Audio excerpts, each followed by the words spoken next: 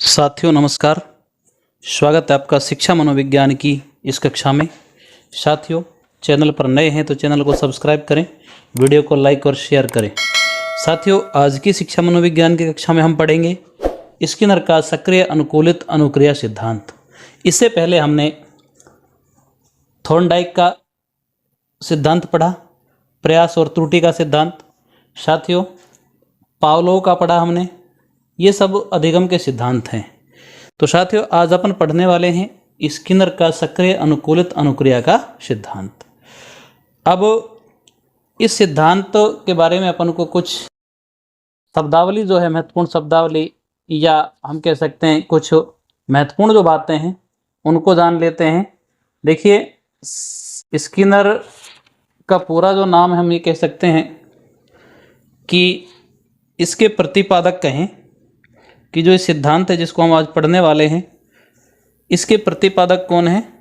इसके प्रतिपादक हैं B.F. स्किनर। B.F. स्किनर। साथियों, जो B.F. स्किनर है उन्होंने ये सिद्धांत दिया, सक्रिय अनुकूलित अनुक्रिया का सिद्धांत।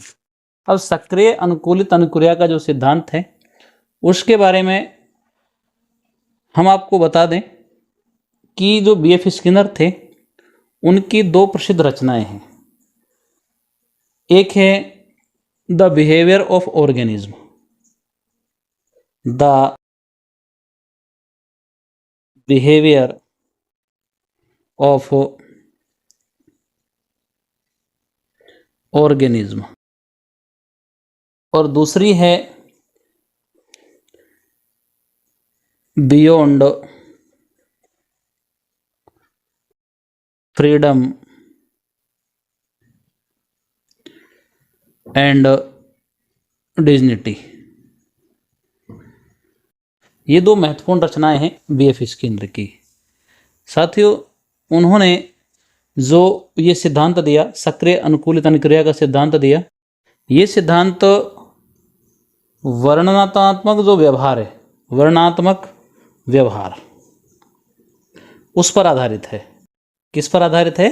वर्णनात्मक व्यवहार पर आधारित है। अब जो ये व्यवहार है उसने व्यवहार के दो पक्ष बताए। स्किनर ने व्यवहार के कितने पक्ष बताए? व्यवहार के दो पक्ष बताए। व्यवहार के पक्ष, तो स्किनर ने व्यवहार के दो पक्ष बताए। एक उन्होंने बताया प्रतिक्रियात्मक व्यवहार, प्रतिक्रियात्मक व्यवहार,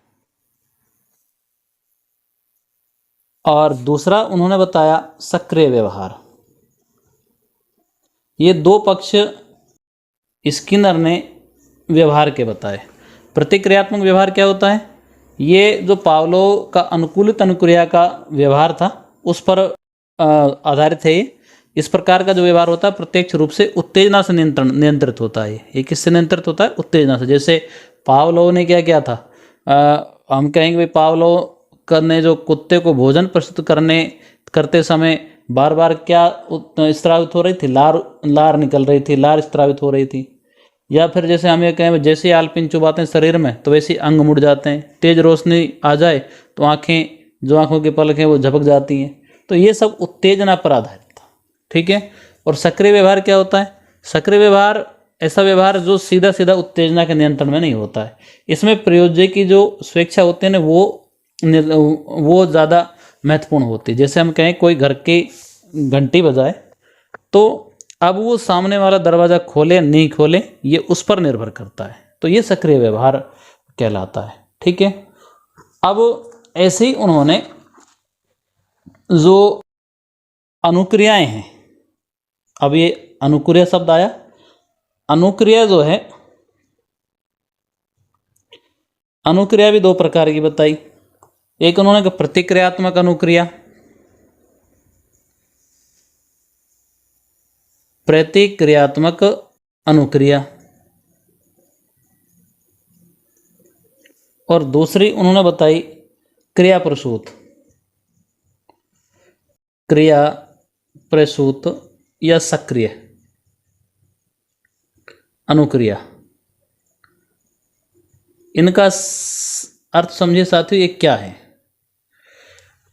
तो जो प्रतिक्रियात्मक अनुक्रिया होती है वो पावलोव ने अपने अधिगम सिद्धांत में उसको बहुत महत्व दिया, और इस अनुक्रिया का संबंध ज्ञात उद्दीपक से होता है। इसका संबंध किससे होता है? ज्ञात उद्दीपक।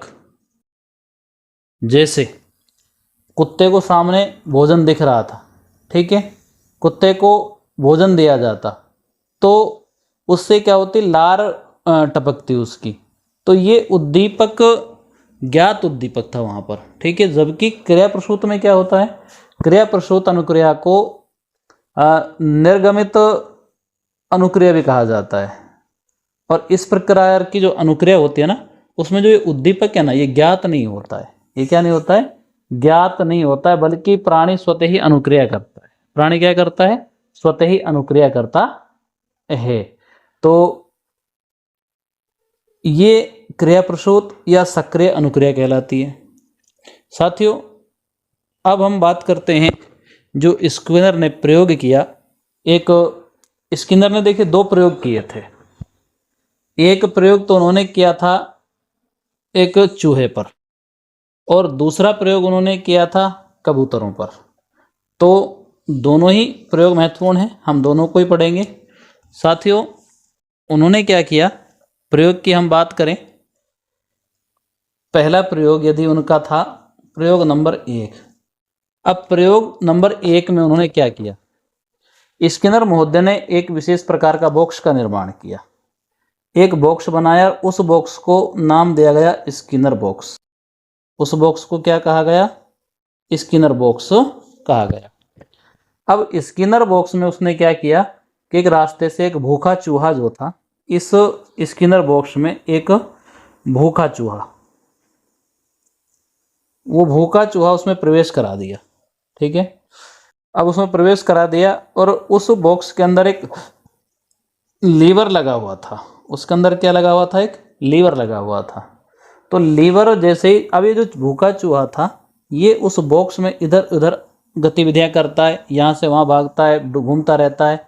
भूखा तो था, ठीक है, तो उसको आराम तो कहाँ था। तो जैसे ही चूहा जो था वो इस लीवर पर गया, तो ये लीवर दबा, और खट की आवाज़ के साथ जो भोजन था, वो भोजन चूहे के सामने एक प्याली थी, उस प्याली में आकर गिरता है। चूहा उस भोजन को खा लेता है, ठीक है। पहले तो भोजन उसको शुरू में तो दिखाई नहीं देता, लेकिन फिर वो इधर उधर घूमता रहता है, उसको फिर भोजन दिखाई दिया, तो उस भोजन को क्या कर लेता है? वो खा लेता है, और चूहा ऐसे अपनी गतिविधि को जारी रखता है। फिर चूहा लीवर पर जाता है, लीवर दबता है, खट की आवाज़ के साथ भोजन प्याली में आता है। अब की बार चूहा भोजन को फिर खा लेता है। तो ये गतिविधि बार बार होती रही।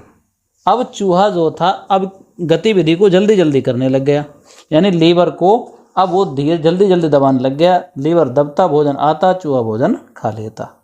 तो अंत में क्या हुआ कि जो चूहा था वो लीवर को दबाना सीख गया, और जैसे ही लीवर को दबाना वो सीखा, तो उसका अधिगम हो गया। यानी सीखना क्या हो गया? अधिगम।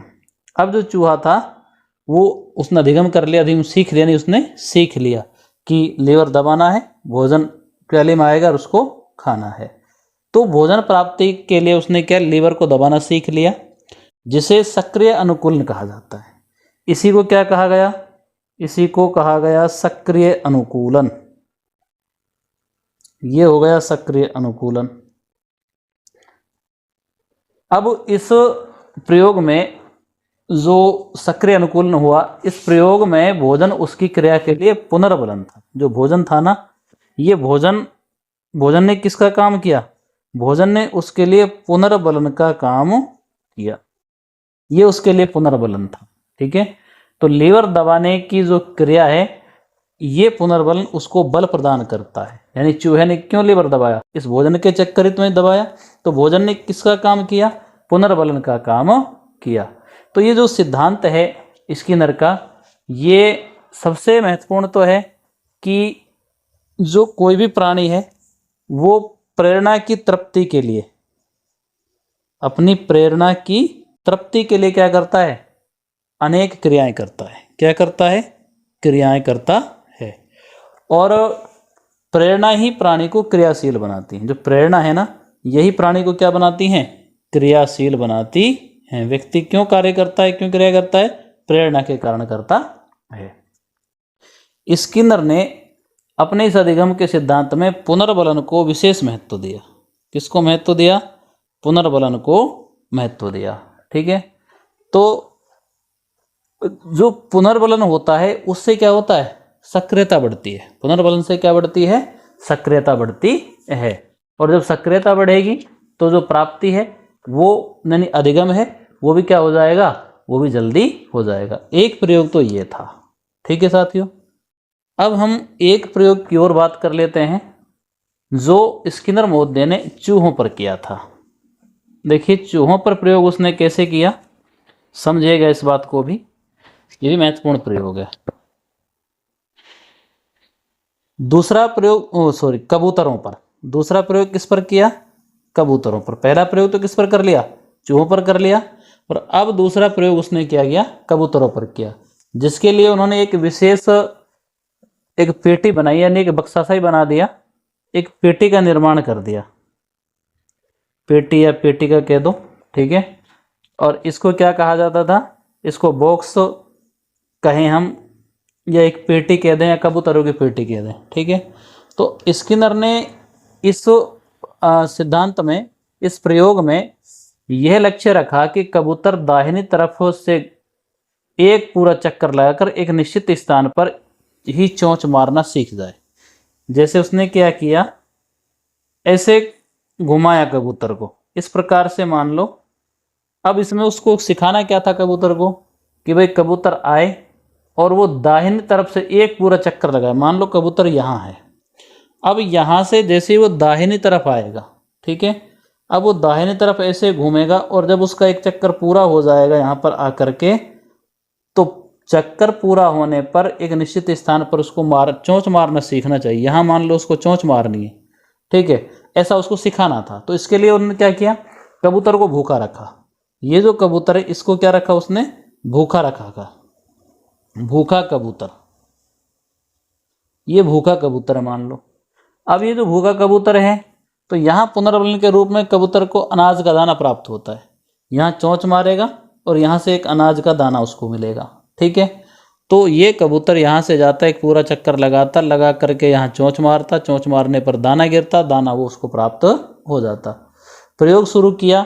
यदि कबूतर सही दिशा में घूमकर चोंच मारता है तो उसे दाने की प्राप्ति होती है, और यदि वह ऐसा नहीं करता है, गलत दिशा में घूमता है, तो उसे जो पुनर्बलन है अर्थात अनाज का दाना वो नहीं दिया जाता। तो इस तरह से पुनर्बलन देने पर कबूतर एक ही बार में सही दिशा में घूमकर निश्चित स्थान पर चोंच मारना सीख गया। इससे कबूतर के व्यवहार में क्या आ गया? परिवर्तन आ गया। तो कबूतर सीख गया, सिखाना ही तो है। ठीक है, तो ये कबूतर पर उसका दूसरा प्रयोग था। अब जो स्किनर के सिद्धांत हैं, उन सिद्धांतों का शैक्षिक महत्व भी है और आलोचनाएं भी हैं। ठीक है, तो आलोचनाएं क्या हैं स्किनर के सिद्धांत की, और स्किनर के सिद्धांत का शैक्षिक महत्व क्या है, अब हम ये जानेंगे।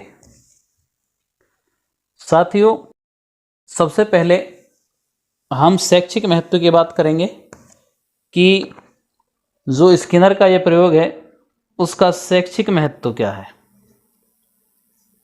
शैक्षिक महत्व का मतलब वो शिक्षा में क्या काम आ सकता है, विद्यार्थियों के लिए क्या काम आ सकता है। ठीक है, तो शिक्षा के क्षेत्र में प्रभावशाली अधिगम हेतु पुनर्बलन, एक तो ये पुनर्बलन का प्रयोग करने पर बल देता है, पुनर्बलन पर बल देता है। यानी कि शिक्षा के क्षेत्र में अगर प्रभावशाली अधिगम कराना है तो किसका पुनर्बलन अपन को देना चाहिए, ये इस पर जोर देता है। अपन विद्यार्थियों को पुनर्बलन देते हैं ना, कभी पुरस्कार देते हैं, कभी उसको शाबाशी देते हैं। ठीक है, और क्या है कि जो शिक्षक को शिक्षार्थी के समक्ष विषय वस्तु को छोटे छोटे टुकड़ों में विभाजित करके शिक्षा दी जानी चाहिए, जिससे क्या होगी? अत्यंत सरलता होगी और शीघ्रता सीख सके। यानी कि छोटे छोटे टुकड़ों में, छोटे छोटे टुकड़ों में शिक्षा, जैसे उसने कबूतर को दाना दिया ना, एक चक्कर पूरा किया, फिर थोड़ा थोड़ा करके। ठीक है। अध्यापक व्यक्तिगत विभिन्नताओं का ध्यान रखकर शिक्षण कार्य को संपन्न करेगा। यानी इसमें क्या है, व्यक्तिगत विभिन्नताएं, उनका भी ध्यान रखा जा सकता है इसमें।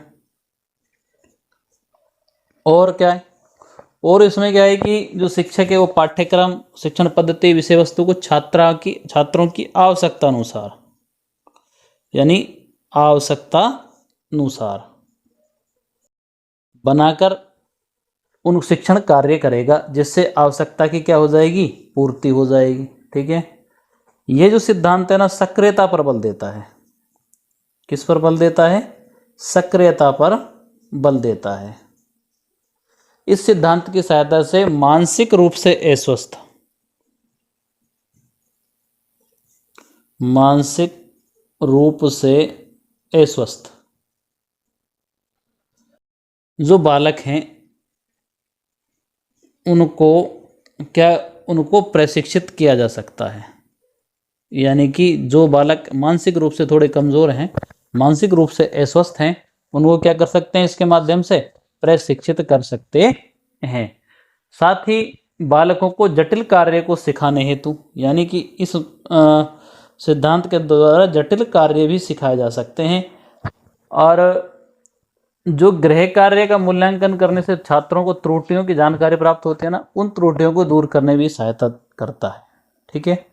तो एक तरह से शैक्षिक महत्व बहुत ज़्यादा है इस सक्रिय अनुकूलित अनुक्रिया सिद्धांत का। साथियों, अब इसकी आलोचना होती है कुछ। देखिए, आलोचना हर चीज़ की होती है, हर चीज़ के पक्ष और विपक्ष होते हैं। ऐसे ही इस सिद्धांत की भी आलोचना हुई। और आलोचना क्या है कि स्किनर का जो सिद्धांत है ये निम्न स्तर के जानवरों तक ही सीमित है, ऐसा आलोचकों ने कहा कि जो निम्न स्तर के जो जानवर थे उन जानवरों तक ही इसकी सीमित है और इसे मनुष्य पर अपनाना कठिन है। यानी कि ये निम्न स्तर के जानवरों तक सीमित है, मनुष्य पर इसको अपनाना कठिन है, मनुष्य पर इसको अपनाना कठिन है, मनुष्य पर अपनाना बहुत कठिन है। एक तो ये आलोचना, एक आलोचना ये थी कि इस सिद्धांत में सिखाते समय परिस्थितियों को नियंत्रण में रखा जाता है।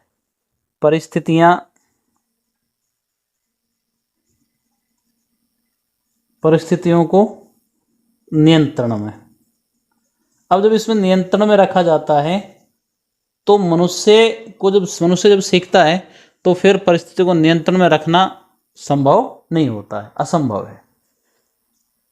और इसकी आलोचना होती है कि जो सिद्धांत है ये तर्क या ऐच्छिक क्रियाओं को कोई स्थान नहीं देता। यानी तर्क और जो ऐच्छिक क्रियाएं हैं उनको स्थान नहीं देता है ये सिद्धांत, इसलिए भी आलोचना होती है।